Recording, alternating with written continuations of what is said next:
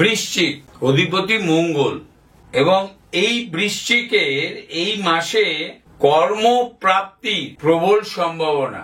এবং আরেকটা জিনিসও হবে, সেটা হচ্ছে অতি ক্রোধের কারণে কর্মক্ষেত্রে অস্থায়ীভাবে সাসপেন্ড হতে পারেন, বহিষ্কার হতে পারেন, শাস্তি পেতে পারেন। বিভিন্ন ক্ষেত্রে খেলাধুলো করেন, চাকরি করেন, আইন পেশায় জড়িত, বার কাউন্সিল থেকে আপনাকে 3 দিন প্র্যাকটিস করা হয়তো বন্ধ করে দিল অতিরিক্ত ক্রোধ প্রয়োগের জন্য। ক্রোধ প্রয়োগ থেকে সাবধানে থাকবেন। স্ত্রীর সহিত বিবাদ হতে পারে, কিন্তু কর্মে উন্নতি থাকবেই। ক্রোধ থেকে সাবধান। প্রাপ্তিতে উন্নতি থাকবেই। ডাক্তারি ক্ষেত্রেও তাই, আপনার রোগী কমে যেতে পারে। স্ত্রীর সহিত বিবাদ হওয়ার সম্ভাবনা প্রবল, যে বিবাদ আইনের দোরগোড়ায়ও চলে যেতে পারে, আইনকে কড়া নাড়তে পারে, কলিং বেল বাজাতে পারে আইনের বাড়িতে গিয়ে। অনেকদিন ধরে গোপন শত্রুতার কারণে আপনাকে আপনার কর্মক্ষেত্রে ঊর্ধ্বতন কর্তৃপক্ষ যারা, তারা ভুল বুঝেছিল, সে ভুল বোঝার দিন শেষ হতে পারে এই মাসের মধ্যে। আপনি managing director, vice president, general manager, এদের গুড বুকে আসতে পারে। সন্তানের কর্মপ্রাপ্তি হতে পারে, নিজেরও কর্মক্ষেত্র চেঞ্জ হতে পারে, জন্মস্থান থেকে দূরবর্তী স্থানে কর্মে উন্নতিমূলক ট্রান্সফার হতে পারে, যোগাযোগ বৃদ্ধি হতে পারে। মানুষের সাথে আপনার সম্পর্কে ক্রোধই আপনাকে টেম্পোরারি ভাবে সম্পর্ক বিচ্ছিন্ন করতে পারে।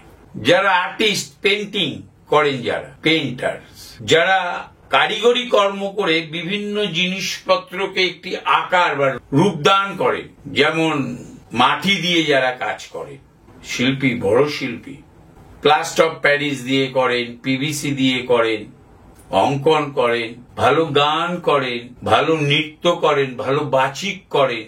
বাচিক মানে গল্প করে, একাঙ্ক নাটক করে যেতে পারেন, খুব সুন্দর টিউনিং, তরঙ্গ ছন্দে চলবে।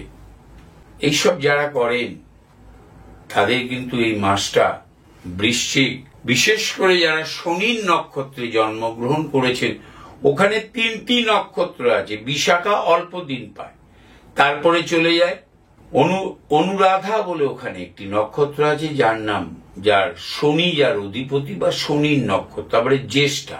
এই 3টে নক্ষত্র আছে। যারা অনুরাধা নক্ষত্রে জন্ম, যে সকল শিল্পীবৃন্দ যারা সৃষ্টিমূলক কর্ম করে থাকেন, যাদের কনসেপ্ট, যাদের কাজে প্রকাশ হয়, তারা খুব আনন্দে সুখে থাকবেন এবং ভালো যোগাযোগ হবে, সঞ্চয় বৃদ্ধি পাবে। এই যারা মানুষকে টেনে নিয়ে যায়, ড্রাইভার,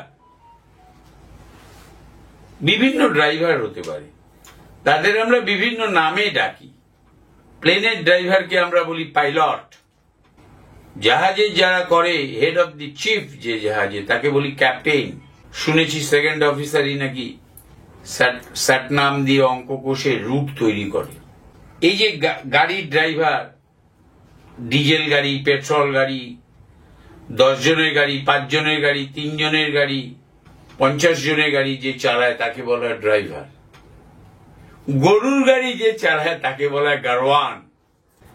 তাই এই যে ড্রাইভার, এদের উন্নতি হওয়ার সম্ভাবনা প্রবল, পদোন্নতি হতে পারে।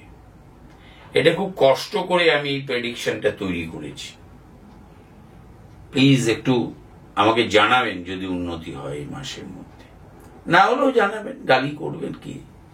যারা উঞ্চ বৃত্তি করছেন, চুল কাটছেন, এটা একটা আর্ট, চুল কাটা, পুজো অর্চনা করছেন, বিভিন্ন ধরনের বৃত্তি আছে, বিভিন্ন ধরনের বৃত্তি আছে। গতানুগতিক ভাবে তাদের কাজকর্ম হয় বলে তাদের উচ্চ বৃত্তি বলা হয়। বিভিন্ন ধরনের বৃত্তি, বাড়িঘর পরিষ্কার রাখা, এমনকি মলমূত্র পরিষ্কার করা, এই বৃত্তির যারা কাজকর্ম করছেন তাদেরও উন্নতি হতে পারে। হয়তো বৃত্তি ছেড়ে অন্য কোনো কাজে নিয়োজিত হতে পারেন। পরীক্ষা দিয়েছিলেন, পড়াশোনা করেছিলেন, বাবাকে হেল্প করতেন এই সব কাজে, আপনি সাফল্য পেয়েছেন, ইউপিএসসি পরীক্ষাতেও আপনি চান্স পেয়ে গেছেন, হয়তো এমনও হতে পারে, হওয়ার সম্ভাবনাই বেশি। চামড়া সেলাই করে একজনকে আমি দেখেছিলাম, তিনি ইনকাম ট্যাক্সে একটা বড় পদে ছিলেন, তার বাবা দাদু সবাই চামড়া সেলাই করত। এই ধরনের যারা কাজকর্মে আছে তারাও উন্নতি লাভ করবেন। নিজস্ব যৌথ সম্পত্তি নিয়ে ভাতা ভগ্নির সহিত বা আপনি কোন সম্পত্তি কিনেছেন নিজে,